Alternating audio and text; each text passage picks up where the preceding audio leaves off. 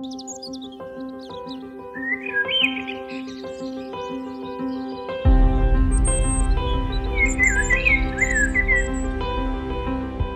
bicara soal hidup dan penghidupan manusia, tanah adalah muaranya.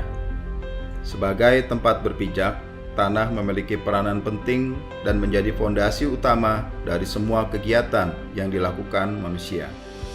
Dalam sistem hukum pertanahan kita, bahkan tanah dianggap bagian dari kepentingan umum yang mempunyai fungsi sosial dan punya peran penting dalam pembangunan. Karena tanah adalah sumber makanan dan sumber penghidupan manusia, merebut tanah berarti merebut makanan.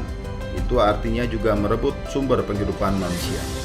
Sudah hampir 2 tahun saya berkeliling Indonesia, mencari tahu permasalahan mengenai tanah dan hidup masyarakat kita. Masih ada ketimpangan penguasaan atas tanah, status tanah yang belum jelas, ketidaksesuaian tata ruang, konflik agraria yang tidak terselesaikan, belum lagi masalah masyarakat adat yang perlu mendapat perhatian khusus. Semua ini membutuhkan kolaborasi dan kerjasama guna mengatasinya, agar tidak menjadi beban di masa yang akan datang. Untuk itulah, kami melalui gugus tugas reforma agraria terus berupaya mendorong penyelesaian permasalahan agraria dan tata ruang melalui kolaborasi dan integrasi antar kementerian lembaga, dunia usaha, dan pemangku kepentingan lainnya. Reforma agraria memiliki tujuan yang sangat mulia, yaitu menciptakan kemakmuran dan kesejahteraan masyarakat, menciptakan lapangan kerja untuk mengurangi kemiskinan, memperbaiki dan menjaga kualitas lingkungan hidup, meningkatkan ketahanan dan kedaulatan pangan, menangani dan menyelesaikan konflik agraria, mengurangi ketimpangan penguasaan dan kepemilikan tanah, serta memperbaiki akses masyarakat kepada sumber ekonomi.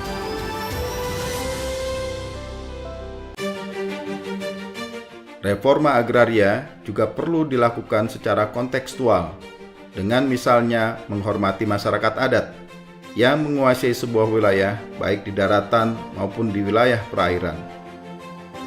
Reforma agraria di wilayah pesisir dan pulau kecil juga menjadi perhatian kami untuk memberikan kepastian hak serta dukungan akses bagi masyarakat yang secara turun-temurun bahkan sebelum NKRI terbentuk telah hidup di atas air dan menggantungkan kehidupannya dari hasil laut.